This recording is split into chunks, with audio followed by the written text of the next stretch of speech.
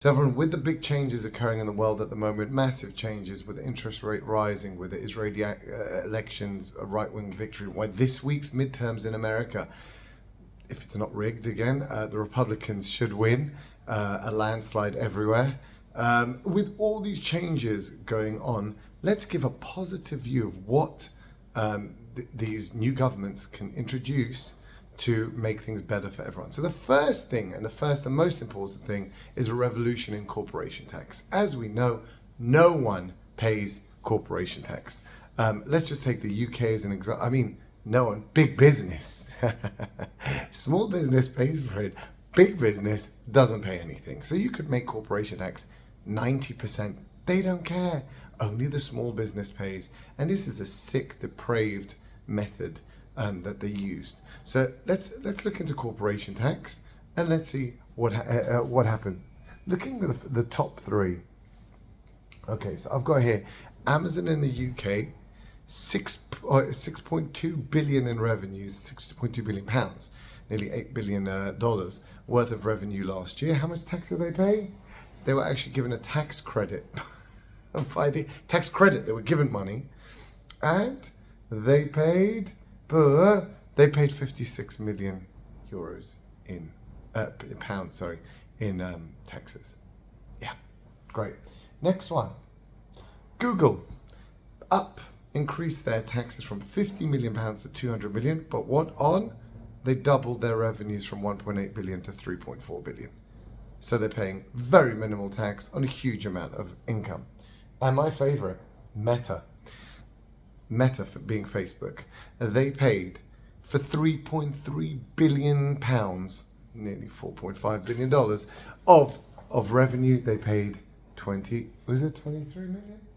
24 million pounds worth of tax. Trivial amounts. So these big businesses, how do they do it? They just lost lead. They lose money, so they don't have to pay a lot of tax. If you lose money, you don't pay tax. So they lost lead. They crush all the small businesses. Then they take over, and then they increase the prices. That's a natural way a monopoly works. That's why governments should be stopping monopolies. But obviously, they're all in the pockets of big business, so they don't do that.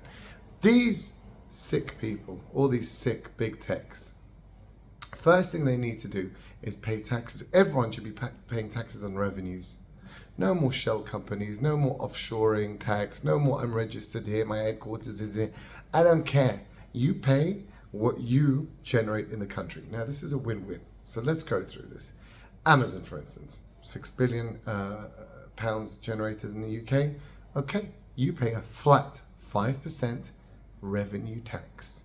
Now, if you're smaller than Amazon, so let's say you're in the hundreds of millions you pay 4%. And if you're a small business and you only make below, I don't know, 80 million pounds, you pay 3%. In that way, we allow small businesses to get bigger and to rival and to generate competition with the big businesses, and the big businesses who are more profitable because they buy in bulk and they're more efficient are not hampered, but we allow a more level playing field with everyone else. So 5%, 4%, 3%, everyone can compete through competition. The consumer always benefits, and also stops them crushing the small business when they have to pay 5%. Obviously, they'll have to pass it on to the consumer. That's what they would do, right? But that would make them more expensive than a small business. So people would go to small businesses. Perfect. Good for the high street. Small businesses employ more. It's just better for the whole country, okay? So that's the first thing we should do. Number two, what it allows is any companies in that company that don't sell in that company, for instance, BP, British company, but most of its revenue is generated outside the UK. Therefore, what would their tax bill be? Very, very low, because we only tax on revenues. So now more foreign companies want to domicile in your country, because they're going to go, okay, we pay all UK taxes because we don't make any money, and that also generates more business. So it's a win-win for any country that goes this way. They get all the money from companies that generate money in their country. They allow small businesses to rival them, and so therefore they cannot be a monopoly. And they also allow other companies to come and reside there. So that's a win-win.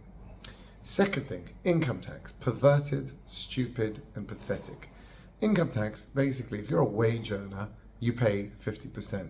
If you're a billionaire or a millionaire, you have a blind trust, you have a shell company, and at most, unless you're the thickest rich person in the world, you pay dividends, right? 20%. Okay, so you pay half what a wage earner earns. Now, this is absolutely absurd that the rich basically pay very minimal tax, while a wage earner pays a huge amount of tax. Okay, it should not be that way. Capital and labor, the benefits of sitting and doing nothing, should not be the same as a wage earner who actually has to go to work. Way to resolve this, in the USA they have it. Property taxes, so Florida, Texas, 2 states that have the biggest people coming in because they want this. No income taxes. You pay property tax. You pay on the size of your property. And I think that is a way all countries should go. Property tax. You want to be a rich guy and show off, you pay the most tax.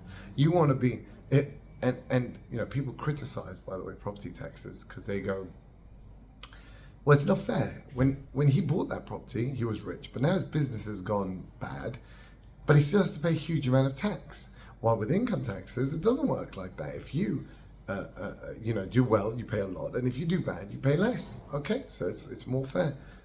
Very simple solution. Sell your big property and downsize. It's easy.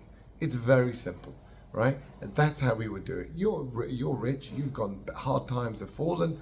You can go and downsize. Very easy way to cut your tax bill. Oh, you still want to live a rich life? Pay your taxes, right?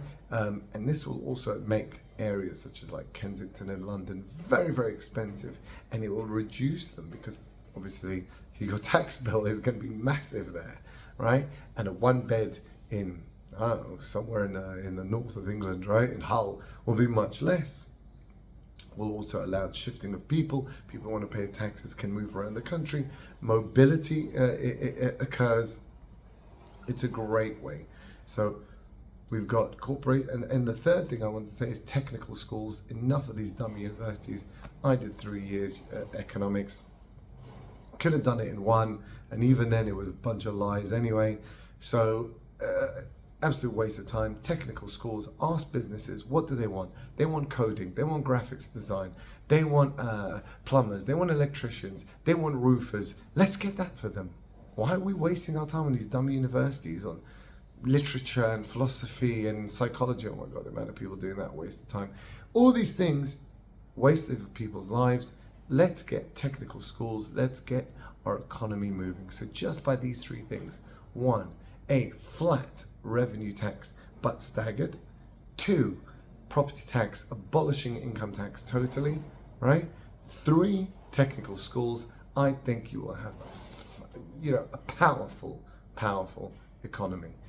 There are many more ideas I've got, but I just think just those 3 would be great. Likes and comments in the description, in below, whatever it is. I don't know. Yeah, I'm doing this. Thank you very much.